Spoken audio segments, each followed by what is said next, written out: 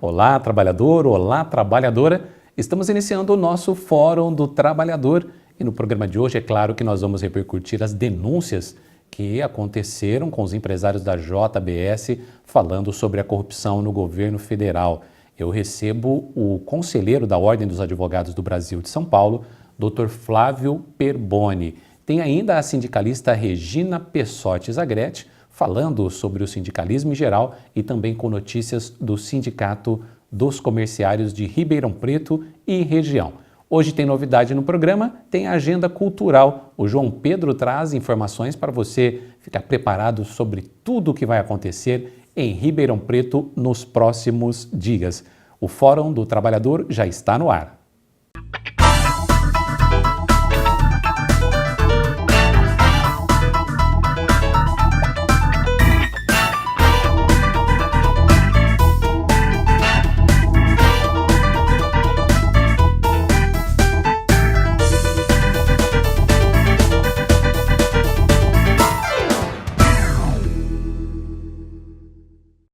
E no Fórum do Trabalhador de hoje vamos debater alguns temas do momento, a possibilidade de impeachment do presidente da República, as reformas trabalhista e previdenciária. E eu recebo o advogado Flávio Perboni, que é conselheiro estadual da Ordem dos Advogados do Brasil. Olá, Flávio, tudo bem? Tudo bem, obrigado pelo convite. Doutor Flávio, um momento importante da história nacional e a OAB, mais uma vez, se posicionando de um modo muito veemente, pedindo um processo de impeachment para que seja julgada a atitude do presidente da República. É um tema polêmico, é um tema difícil, mas a ordem soube prontamente enfrentá-lo.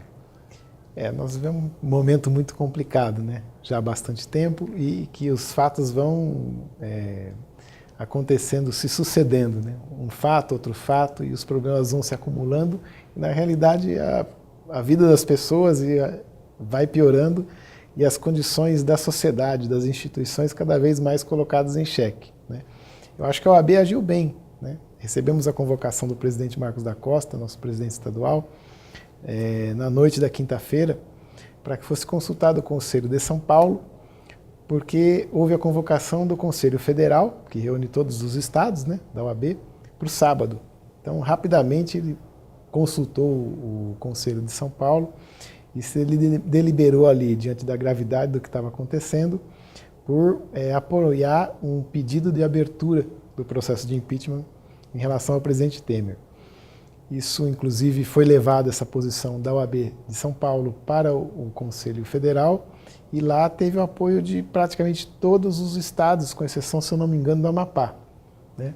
Teve, inclusive, uma sucessão, que foi o Acre, que não conseguiu se deslocar, mas emitiu um documento dizendo que apoiava essa medida. Fundamentalmente, em razão das gravações, que todos tiveram acesso, e especialmente a parte que o próprio presidente Temer trata a questão de ter tido acesso a informações durante a conversa de atos que supostamente configuram um crime, e não ter reportado isso às autoridades competentes para que se fizesse a apuração. Ele, na condição de mandatário, além das outras circunstâncias que envolve, a OAB entende que isso viola a obrigação do presidente da República e caracteriza uma das hipóteses do artigo 85 da Constituição, que indica a abertura do processo de impeachment.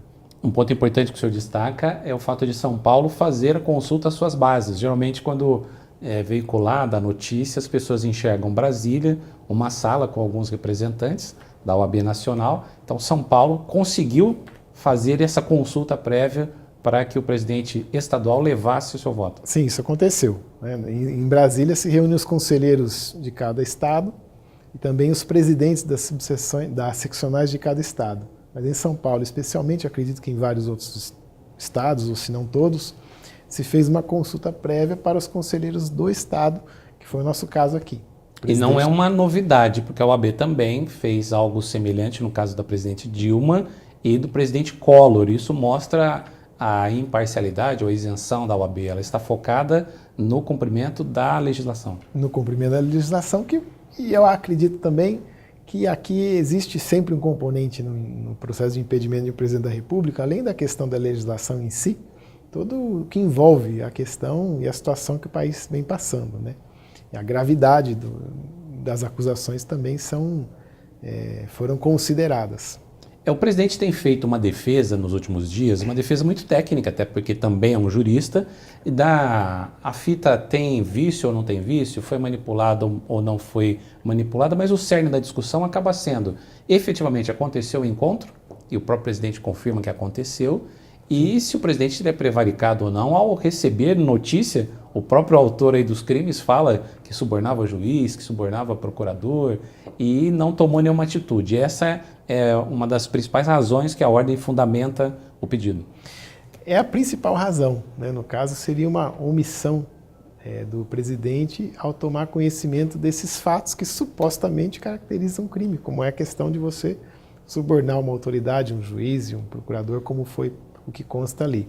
Agora, é importante que se diga também, André, no sentido de que o pedido de abertura do impeachment não é o seu deferimento, a sua conclusão, né?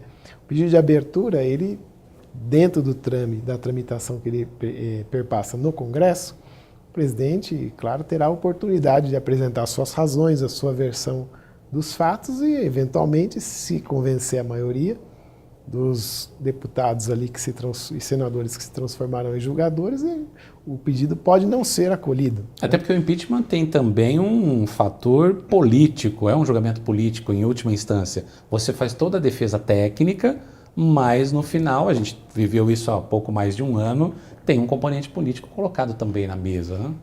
Eu acredito que sim, né? Evidentemente que o componente político aqui pesa também, mas só o componente político não seria suficiente. Agora tem um outro ponto, que é a investigação. O presidente pediu para arquivar, o Supremo deve se debruçar se continua a investigação ou não. Isso é um outro aspecto, né? Tem uma decisão pendente, embora o que se baseia a OAB e nosso presidente nacional, Lamacchia, doutor Lamacchia, enfatizou isso inclusive, é que independentemente da investigação em si, existe uma declaração do presidente no sentido de que a conversa realmente aconteceu e a respeito do seu conteúdo, né? Tanto que o presidente disse que ele acreditava que se tratava de uma fanfarronice do seu né? Mas isso não tá pendente de discussão, isso é um fato que fica notório para todos. São acessórios. Recebeu o empresário às 22 horas, sem constar na agenda oficial, e troca essas informações, diz que não acreditava. É complicado, né? Alguém que se não acredita, se recebe antes. Aliás, a informação dessa semana, o presidente, não sei se de modo equivocado ou não, falou que ia conversar sobre a operação Carne Fraca, e a operação só foi deflagrada 10 dias depois. Se é verdade que ele foi falar sobre a operação, estaria antecipando informação ao empresário. Se não é verdade, o presidente teve um equívoco, mas nesse momento a gente não vai fazer esse juízo de valor, né? Não, e também, mas você dá a oportunidade de tratar de um outro ponto que também se refere ao delator, né? Uma grande empresa com recurso público que capta assim, praticamente um monopólio numa determinada área da economia nacional, se estabelece em outro país e existe uma crítica, inclusive isso foi apontado com bastante força na reunião do Conselho Nacional, Conselho Federal da OAB, no sentido da delação também ser um instituto que precisa, embora a gente seja reconhecido o mérito desse instituto, mas também é necessário que exista um regramento, condições para que não exista um benefício que chega ao ponto de inocentar quase que completamente, se não completamente, aquele que participou de um ato ilícito grave, né? Então, me parece que isso também abre-se um debate importante para a sociedade.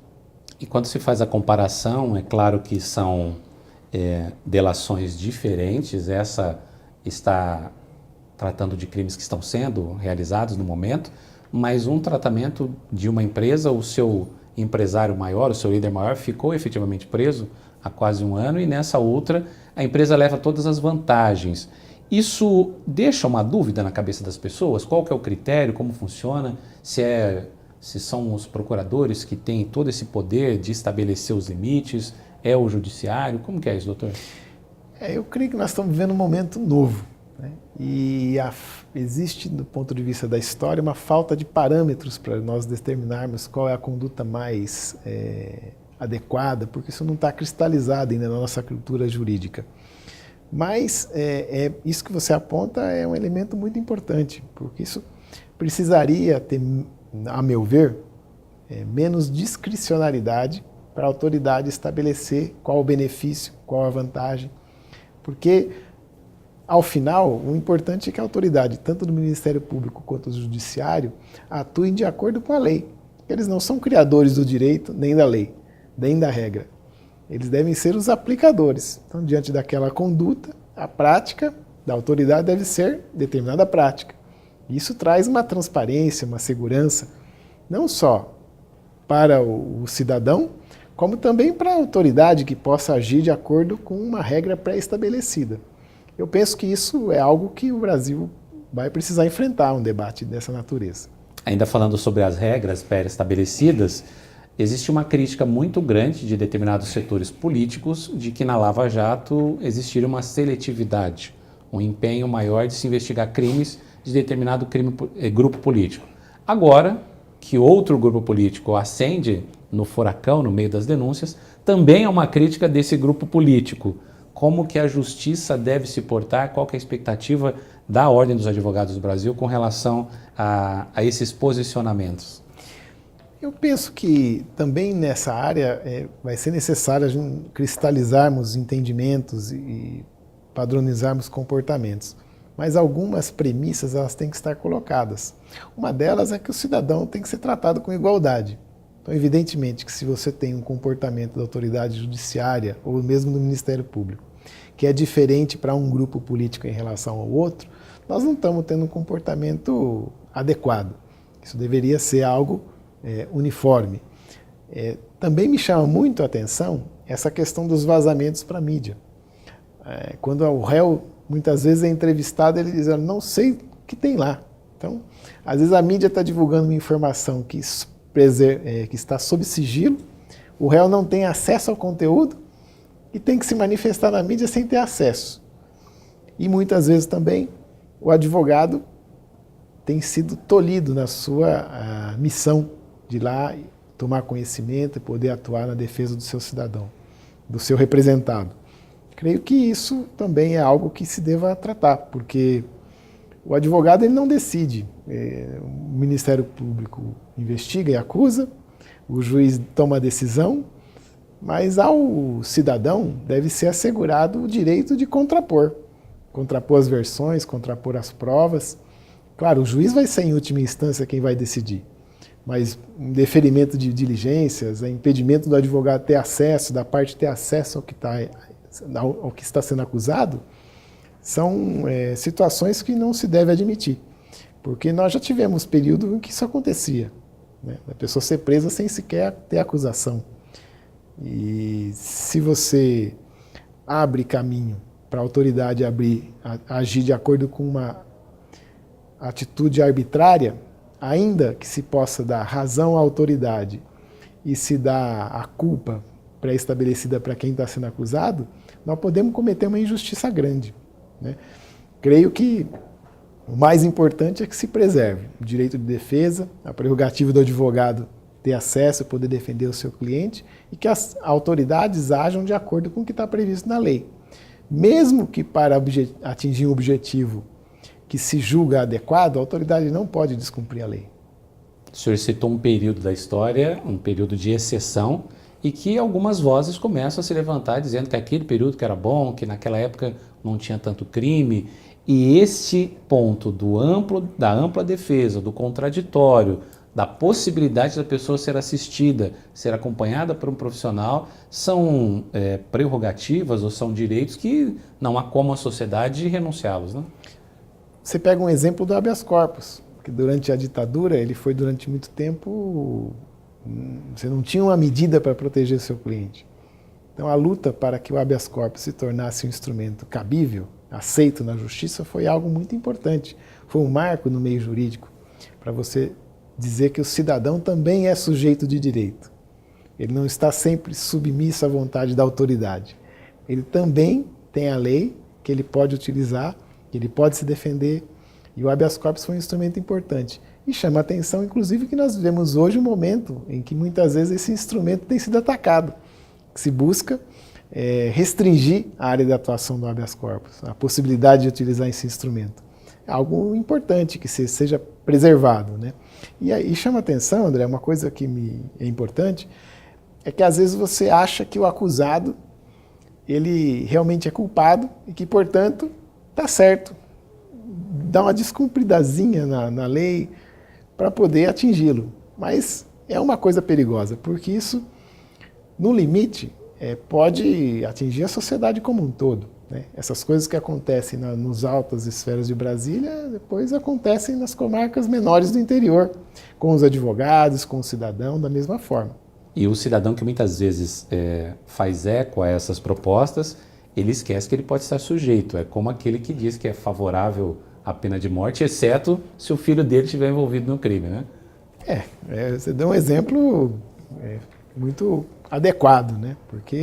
E também, assim, nós temos que, a meu ver, compreender também que o aparato da justiça, ele funciona de acordo com uma regra que tem, pelo menos formalmente, o amparo do povo, que é as leis que são aprovadas pelos deputados, senadores, vereadores.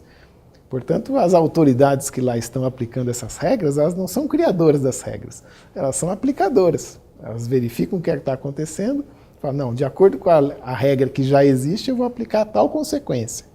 De modo que, no exemplo da pena de morte, a lei lá diz, olha, matar alguém é pena de tanto. Então, matou alguém a pena tanto tempo.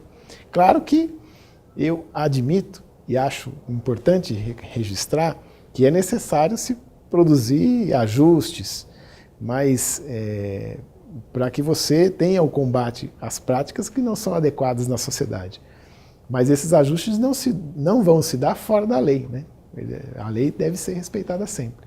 Eu quero voltar no vazamento, porque o senhor coloca que, em alguns casos, o próprio acusado não tem acesso à informação. E os jornais, revistas, agora até blogs, acabam publicando determinadas informações antes. Mas teve casos que até o próprio juiz foi surpreendido e teve que antecipar fases, teve que liberar áudios, liberar informações antes da hora, porque também surpreendidos pela divulgação.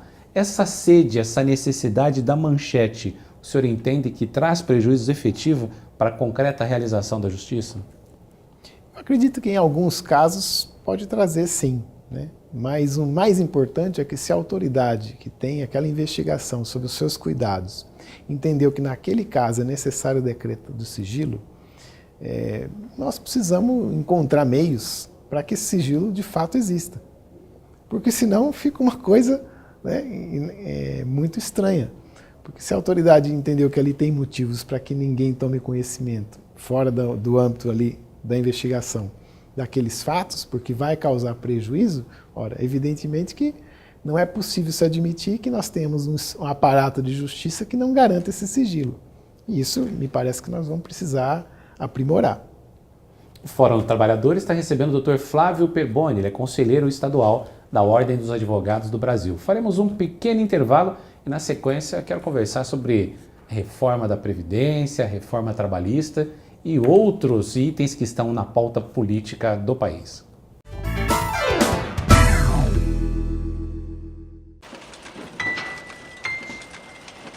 Escuta, Paula. Oi. Vou ter que cancelar a viagem no fim de semana. Ah, é sério? Sério. Fui escalada para um acidente de trabalho na sexta-feira à tarde. Vou perder a mão. Mas assim, de repente? De repente não. Tem dias que isso tá para acontecer. Programa Trabalho Seguro. A prevenção é o melhor caminho.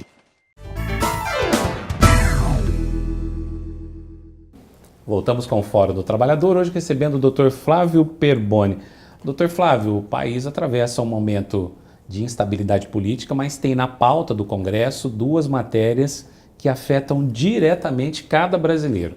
Reforma trabalhista e reforma previdenciária. Vamos começar pela reforma previdenciária. O governo tem gasto milhões e milhões fazendo uma campanha para convencer o trabalhador de que é uma boa reformar a Previdência. Da sua feita, o movimento sindical tem colocado que a Previdência deveria passar por uma auditoria, deveria fazer a cobrança daqueles que não contribuem. Como o senhor enxerga esse momento e há necessidade ou não de uma reforma?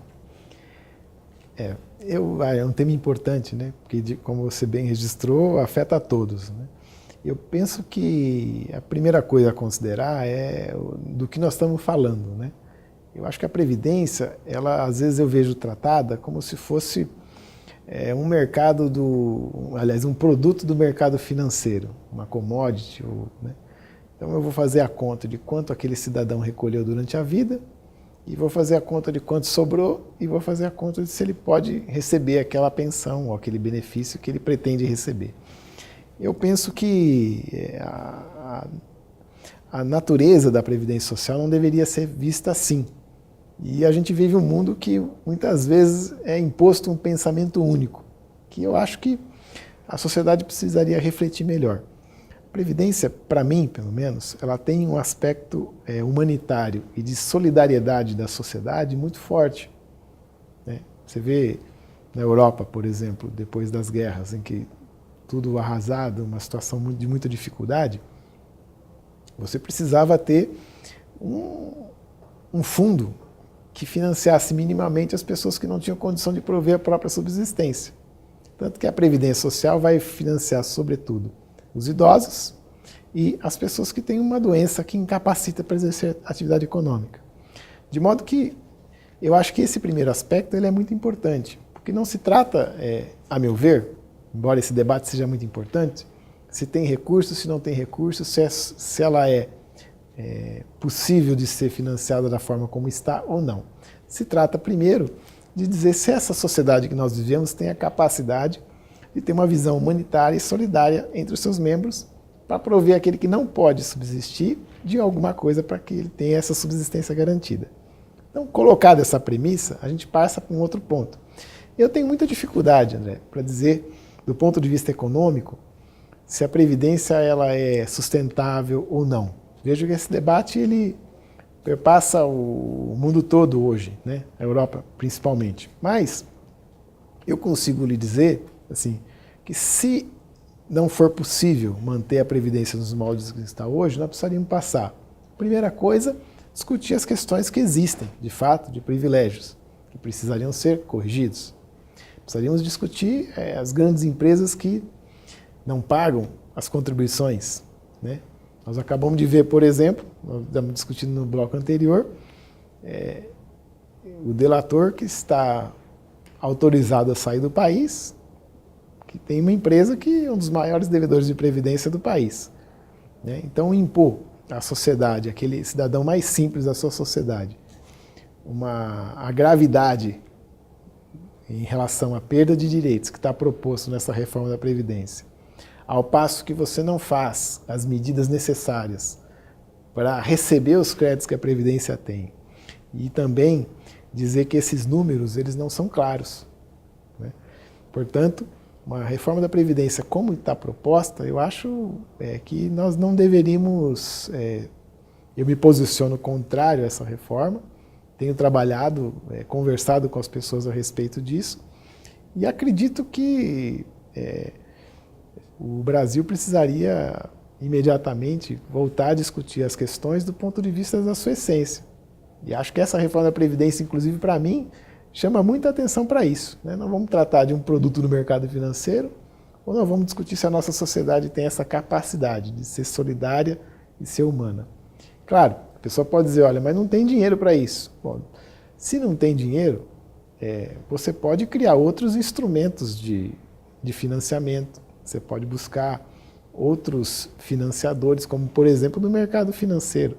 Nós sabemos que no nosso país, quem paga a maior parte da carga tributária é o cidadão mais simples. Então, demos exemplo aqui de gente das maiores empresas do Brasil que não recolhe a contribuição previdenciária.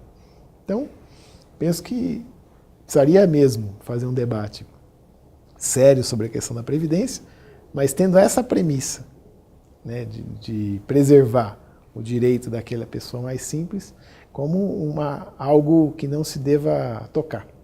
Voltando então a fazer a análise da raiz, do motivador, por que surgiu esse Instituto de Previdência, por que existe a Previdência, nós podemos fazer algo semelhante com relação à reforma trabalhista.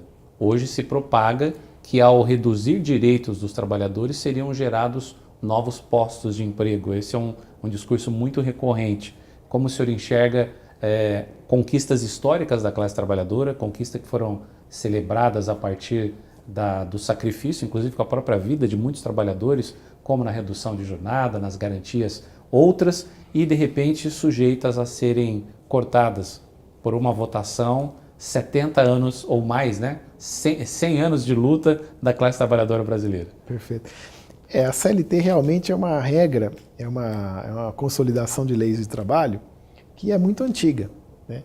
Mas ela sofreu um conjunto de alterações que a transformaram durante esse tempo, né?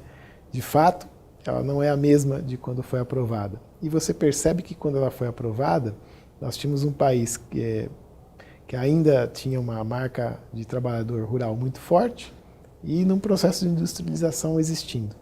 E ela foi feita basicamente visando o trabalhador da cidade, naquela época.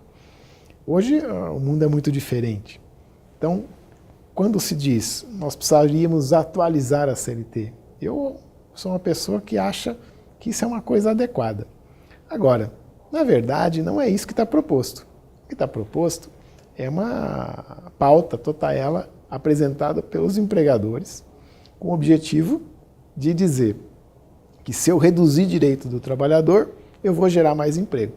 Essencialmente, esse é o argumento, né?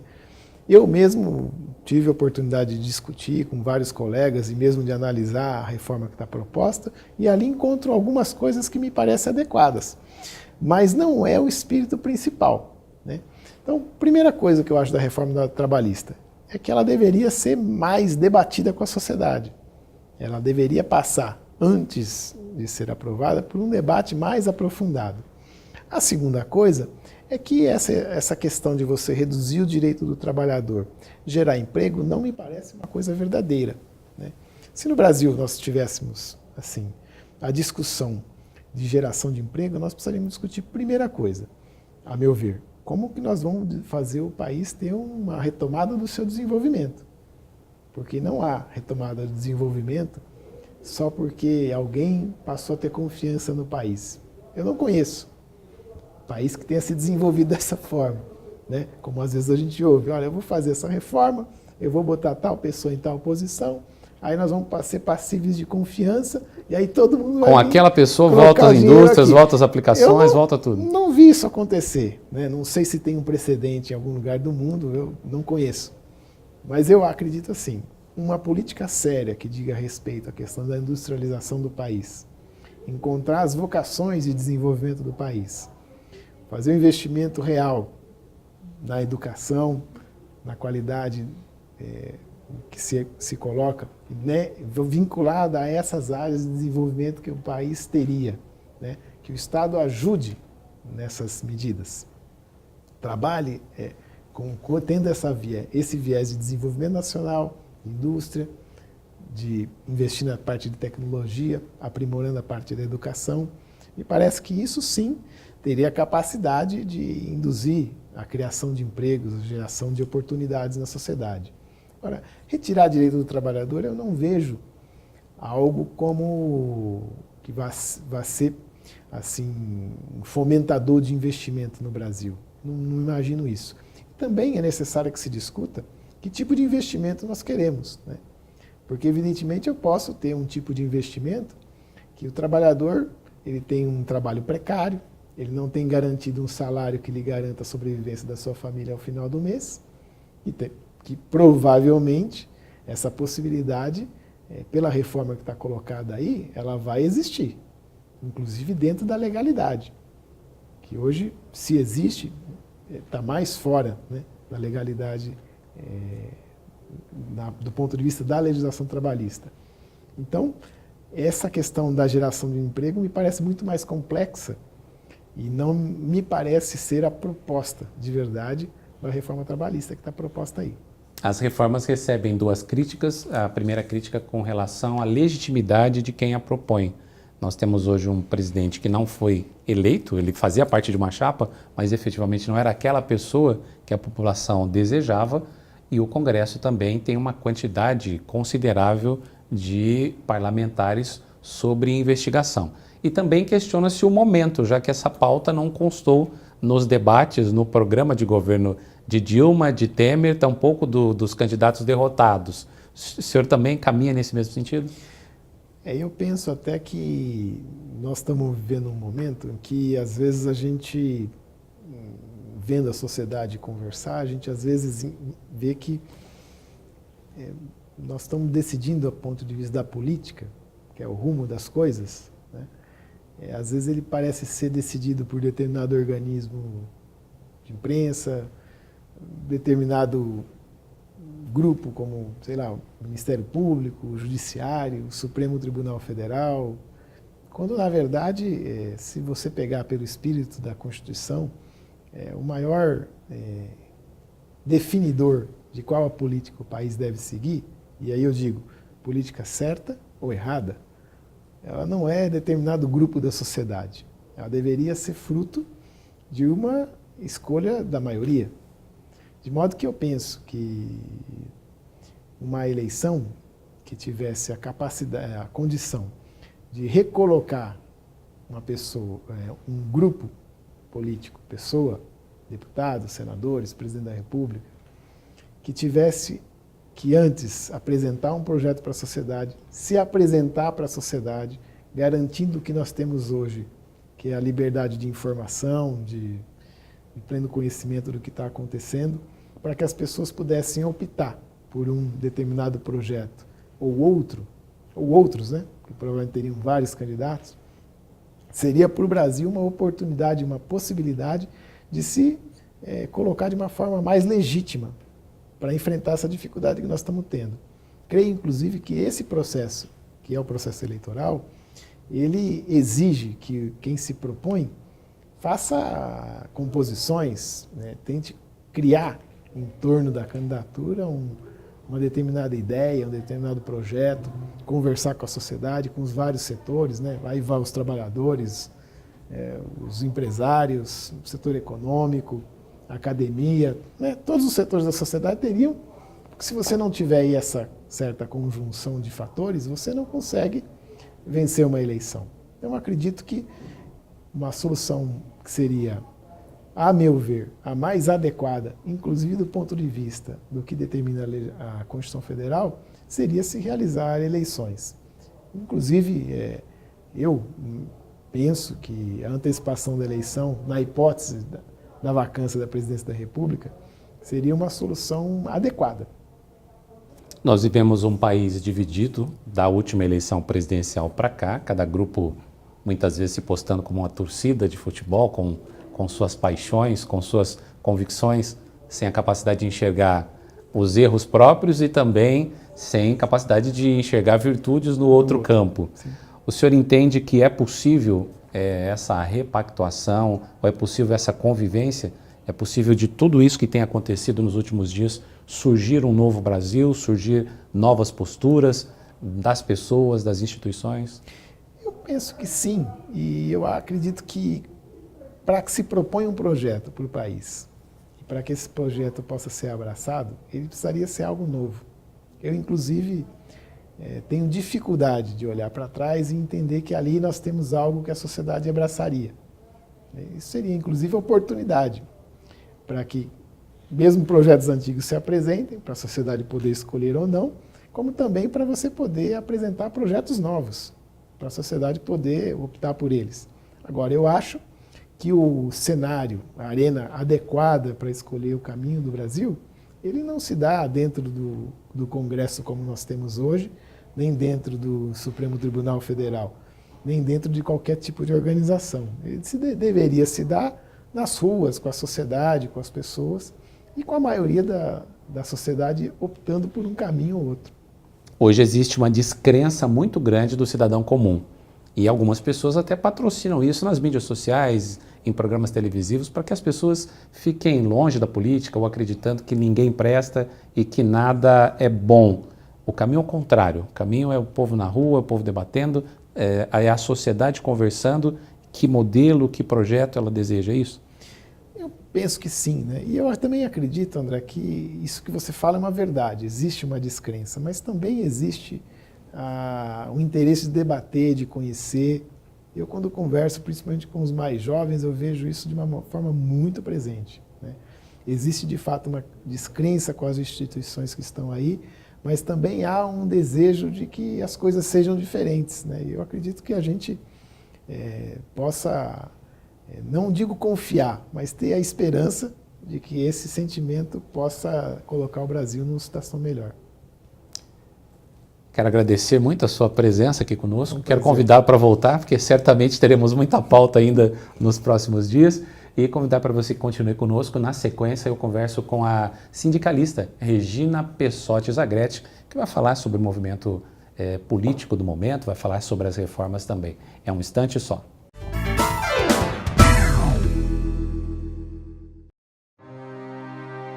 Trabalho na praia para ajudar meus pais. Meu sonho é ser engenheiro. Pesquisas apontam que é na brincadeira que as crianças desenvolvem a personalidade adulta. Abandonei a escola para vender bombons. Meu sonho é ser médica. Crianças nas ruas estão sujeitas a acidentes, doenças e abusos sexuais. Minha família diz que é melhor ficar aqui no sinal, mas meu sonho é ser professor. Estudos apontam que a maioria das pessoas que trabalham na infância não conseguem uma boa colocação profissional na vida adulta. Se eu tivesse escolhido meu passado, teria feito tudo diferente. Meu sonho era voltar a ser criança.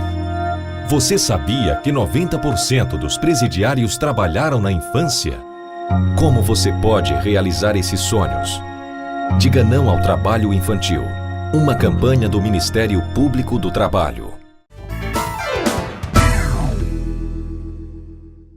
E agora no Fórum do Trabalhador, recebendo a Regina Pessotti Zagrete, que é presidente do Sindicato dos Comerciários de Ribeirão Preto e região. Olá, Regina, tudo bem? Tudo bem, tudo certo. Regina, no mês passado você participou da grande mobilização dos trabalhadores na greve geral e foi às ruas, a sua diretoria também.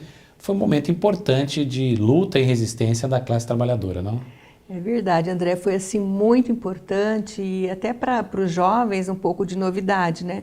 Que há algum tempo que nós não víamos os trabalhadores assim se reunirem num ato tão importante, né? Numa importância de difícil momento que nós estamos passando. Então, realmente, eu parabenizo todos os participantes e foi esse momento de que nós estamos externando o que nós estamos passando, essa composição agora governamental, de alguma forma, que tenta acabar com os nossos direitos. Então, nós estamos acompanhando para que isso realmente não aconteça.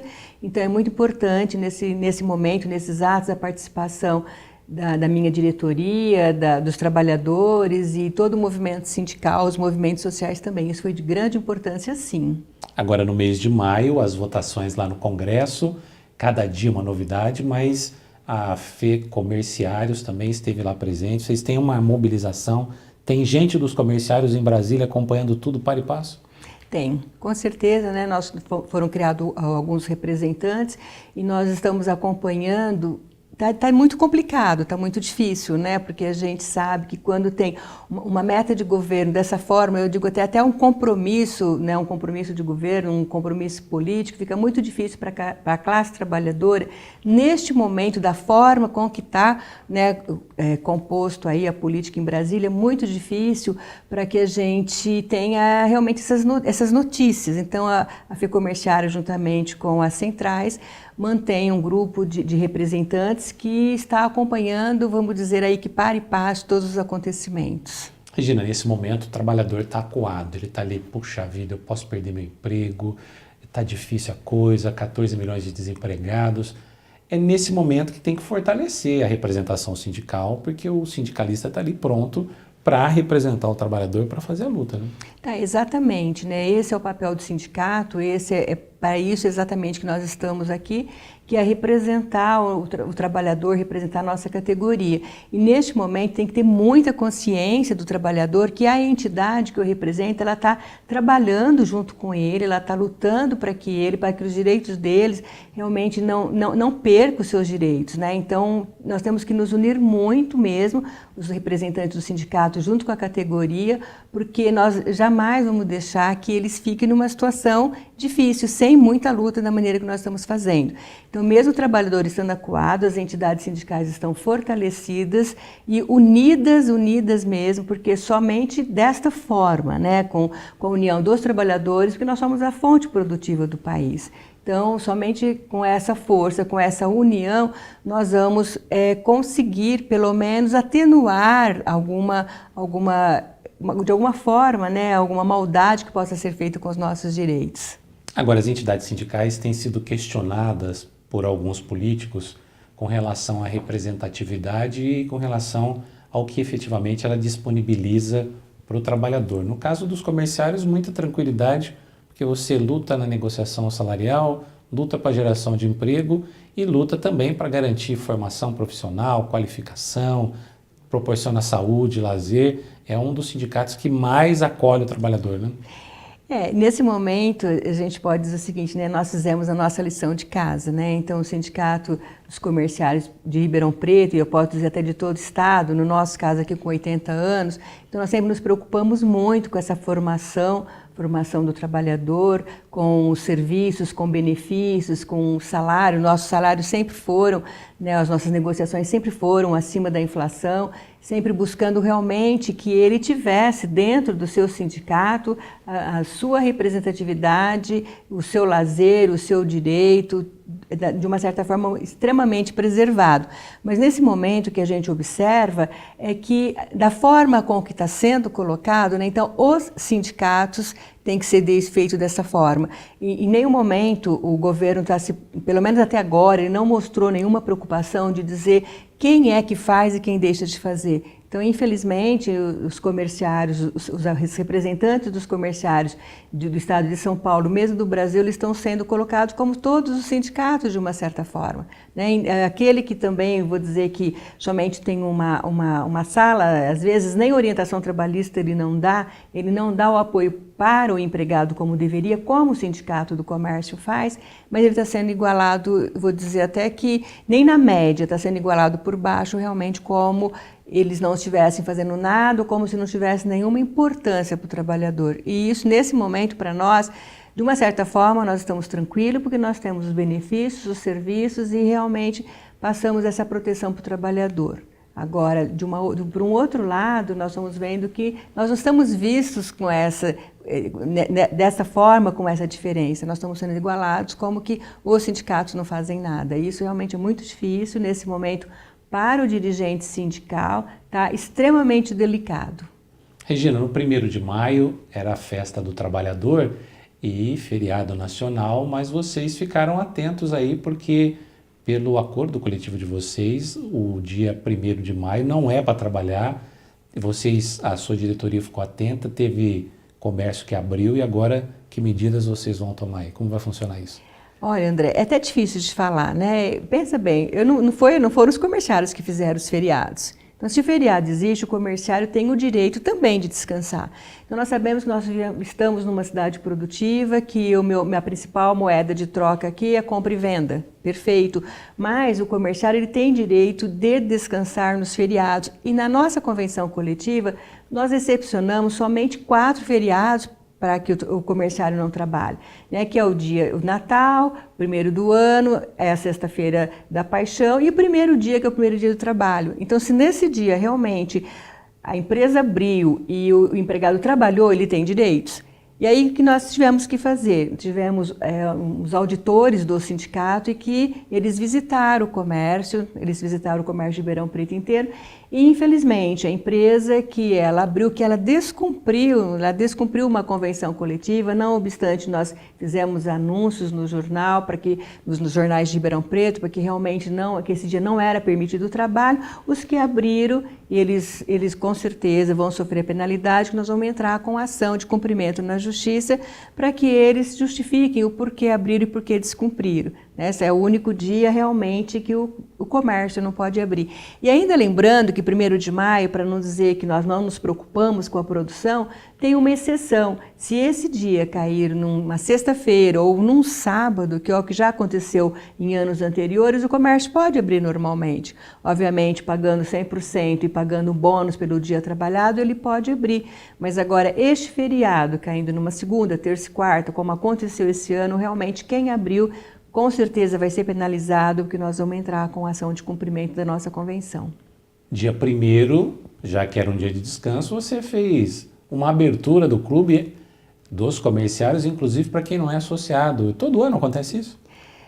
Na verdade, foi o primeiro ano, né? Foi o primeiro ano, porque foi uma segunda-feira até atípica, né? O calor que Ribeirão Preto ainda está fazendo. E foi, assim, muito gratificante realmente abrir as portas do nosso clube que estava em funcionamento, por ser, obviamente, uma estação de lazer, e foi assim, muito gratificante o comerciário utilizar o nosso clube nessa data, assim, até para conhecer, para passar o dia, para comemorar o dia dele realmente com lazer, que ele merece tanto, porque, olha, gente, não é difícil cumprir essa carga de comerciário, viu, André? E, aliás, tinha gente que ainda não conhecia e saiu encantado lá, porque o clube, cada vez uma melhoria nova. O clube está muito gostoso, né? Exatamente. E essa foi a oportunidade de levar, né, os nossos comerciários para ir até lá, porque na verdade aquele lazer é dele, né? O clube é dos comerciários e lá ele está na nossa família, está na casa dele, então foi uma oportunidade muito gratificante e um presente também para que ele passasse com a família no nosso clube. Maio também marca o Dia das Mães, para o comércio é uma das datas mais fortes, mas a maioria dos trabalhadores do comércio é formada por mulheres e a maioria dessas mulheres são mães. Deu para a mãe comerciária bater as suas metas de venda e também celebrar a sua data? Olha, como mulher, né, nós estamos acostumados a fazer isso. Então, como mulher, a gente sabe que nós cuidamos do nosso trabalho com muito zelo e cuidamos da nossa casa, dos nossos filhos e da nossa educação e da nossa cultura. Então, como mulher, nós conseguimos realmente trabalhar, ainda em horário especial, horário estendido, né, que é na sexta-feira e no sábado, mas comemorar o Dia das Mães, sim, e obviamente esperamos aí os nossos presentes, porque como comércio, né, é um encantamento, a gente faz isso, a gente vende o presente e a gente também ganha presente. Então, como mulher, eu digo que nós conseguimos fazer. Não diria que o meu pai consegue fazer isso no mesmo dia. Estou brincando, com todo respeito. Mas como mulher, a gente é guerreira mesmo, nós somos guerreiras, somos aguerridas e conseguimos trabalhar, produzir, fazer o nosso salário e também fazer o nosso dia.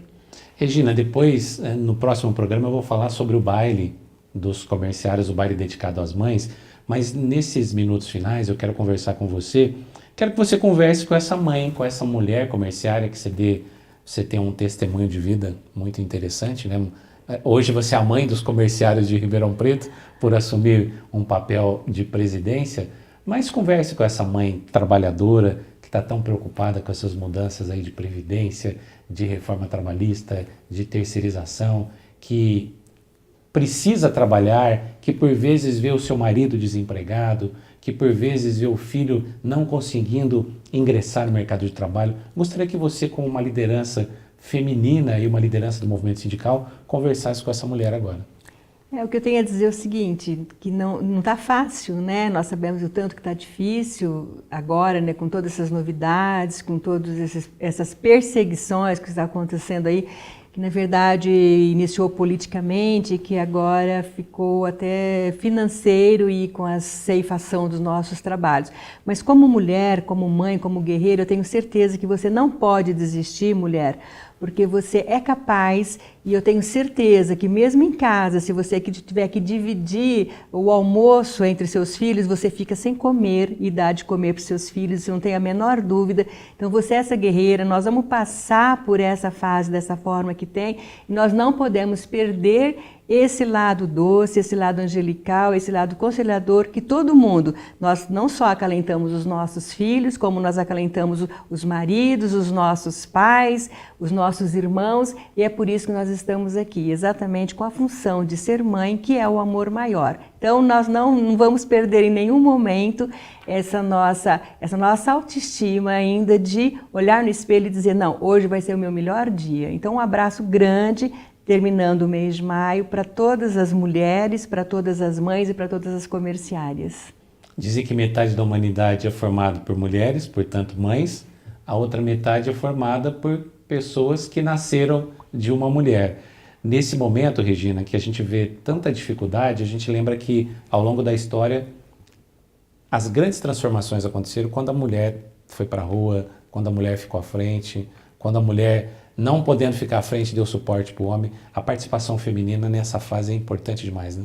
É muito importante porque a mulher, ela foi assim, eu vou dizer que quando Deus nos fez, né, Ele nos fez assim para ver muito próximo, né? Tanto que no início, né, o que as mulheres faziam era bordar com aquela precisão, aqueles pontinhos, aquela coisinha bem próxima.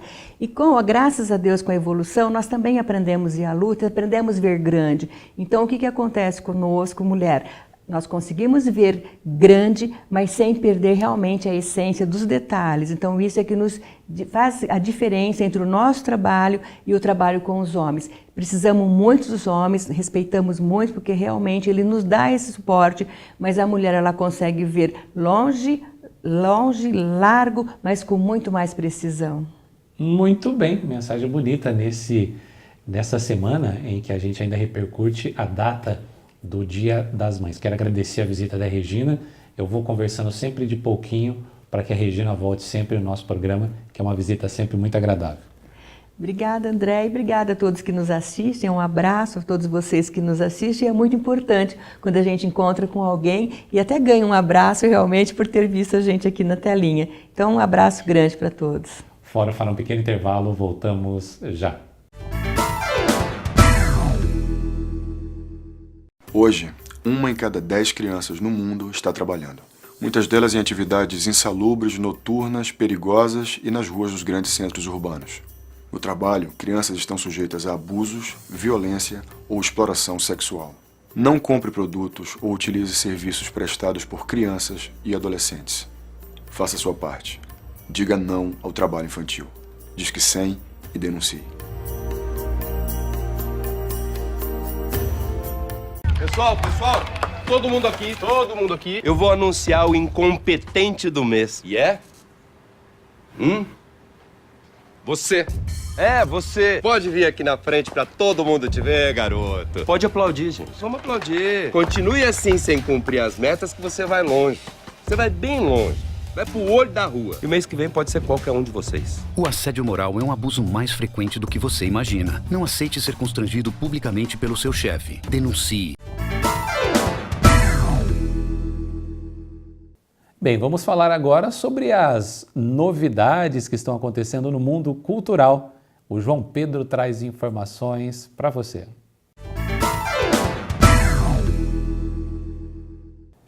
A agenda cultural está repleta ao mês de junho.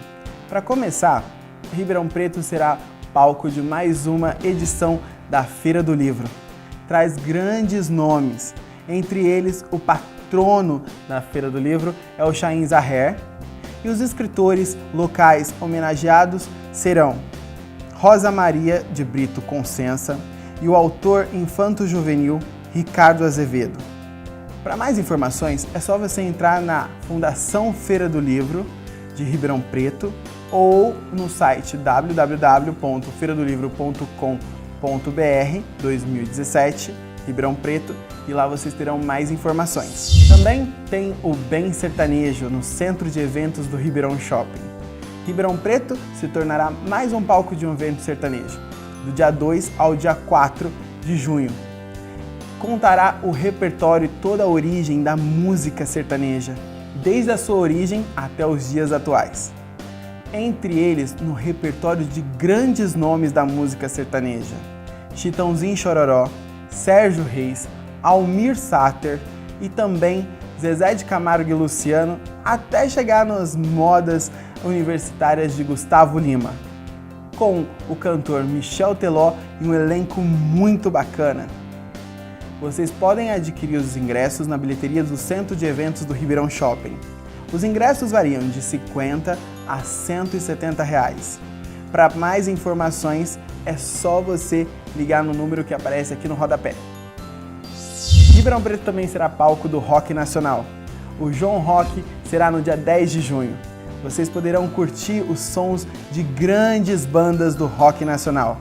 Entre elas, Pitty, Capital Inicial, CPM 22, Banda 3030 e muito mais.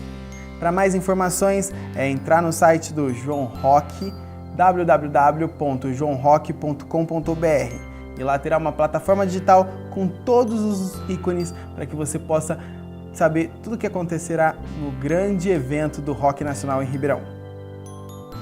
Muito obrigado e até sábado que vem.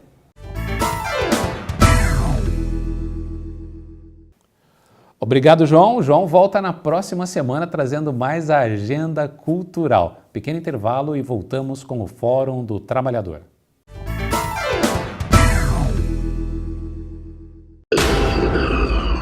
Humilhação no ambiente de trabalho é assédio moral.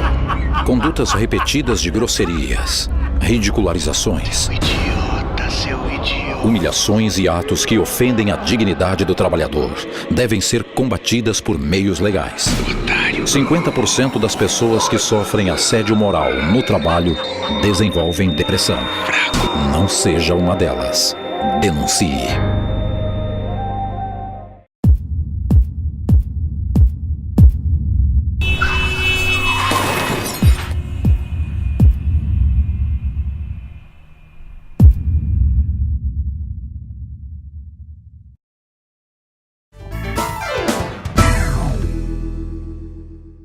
Voltamos com o Fórum do Trabalhador. Espero que você tenha gostado do programa de hoje. Participação importante da Regina, do Dr. Flávio, e você teve opções, você teve cenários sobre tudo que está acontecendo no país.